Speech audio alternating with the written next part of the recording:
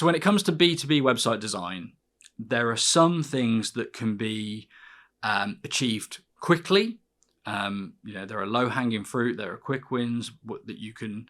change or do that can produce either incremental or step change results, potentially, depending on what they are. But there are some things that can only be achieved over the long term, because and those things are things that are connected to the very structure, the very fabric of your website,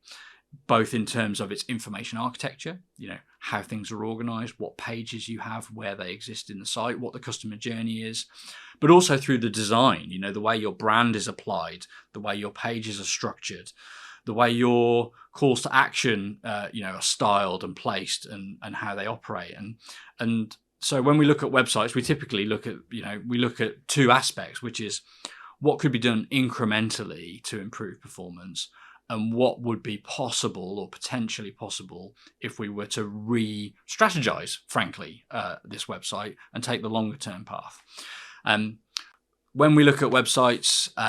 to identify quick wins, it's often going to be things around the main value proposition, the hero message. How clearly are we communicating our value proposition versus using fluffy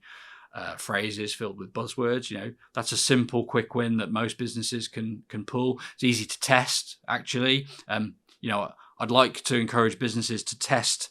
the simplest version of their homepage message they can possibly come up with and see how it performs at an overall high intent lead generation level versus the snazzier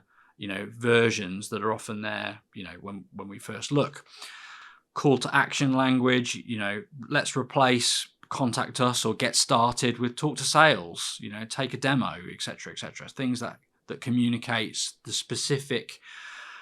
benefit offered and align to what the buyers want from their visit on our website, rather than, again, these softer, more open-ended statements.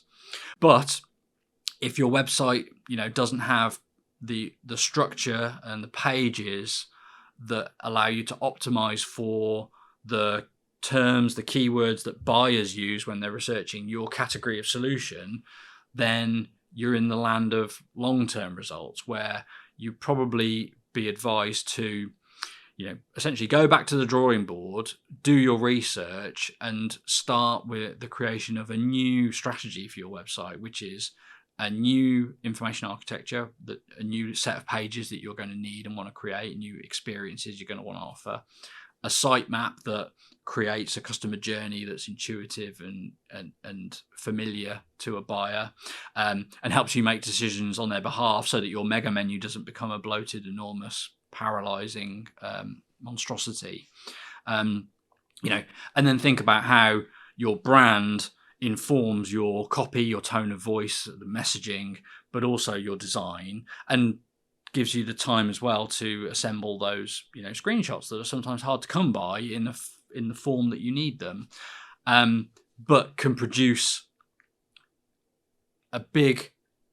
impact on your performance that will be long lasting, in addition potentially to those quick wins that have either incrementally or significantly impacted your results already. The reality is that in an ideal world,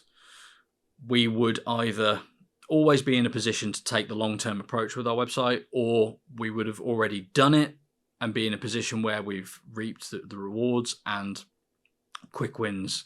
and incremental changes are the only thing that's necessary. The reality is that the circumstances we find ourselves in terms of market changes, our own spend, the age of our current website, and so on, all affect and impact how we think about our ability to view our website through the lens of what can we do quickly versus what should be the longer term approach. Fundamentally, if your website isn't a generator of high intent inquiries or pipeline today, then and it's not producing leads that go on to purchase that your business recognizes as being from the website, then you've probably got a lot of work ahead of you, and you need to be thinking about the longer term approach to re-engineer that website around that goal and that outcome. You may be able to affect incremental change through some quick win approaches, but they're unlikely to do enough in that context. So if you're in a situation where you haven't yet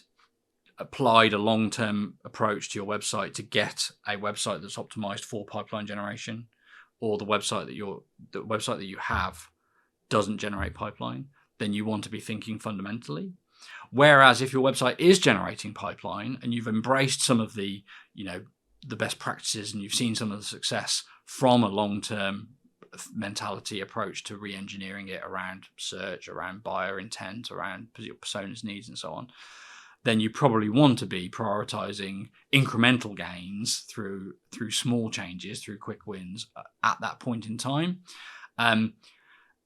keep pushing that website forward so that hopefully you don't have to take the long-term approach again for quite some time. Although I think all businesses will have to revisit their website in that way periodically. If you keep working on it, keep improving it, keep testing new things, then you can push out the timeline on that big redo and increase the return on the investment on the one that you've done up to that point. So hopefully that means that businesses can extend the lifetime of their website and get the most ROI out of the bigger investments that long-term thinking, re-strategizing entail and require.